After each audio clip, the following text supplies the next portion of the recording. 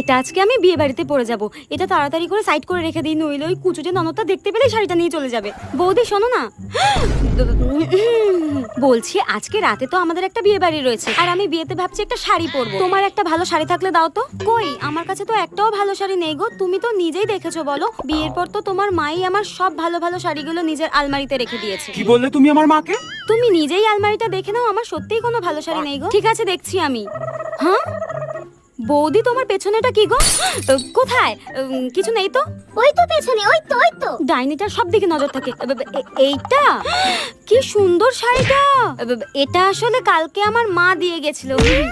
আরে আরে, দেখি শাড়িটা দাও দেখি। ওয়াও, শাড়িটা কি সুন্দর। আর তুমি ইচ্ছা করে লুকিয়ে রেখেছিলে না? ডাইনি, শাড়িটা দে বলে দিচ্ছি। যাই হোক, শাড়িটা আমি পরে যাবো বিয়ে বাড়িতে, তুমি অন্য কিছু পরে যাও। লুকিয়ে রাখা ভালো লাগে না। কুচিতে ননদের মনে হয় গলাটাই টিপে দিই। ডাইনি দেখি একটা।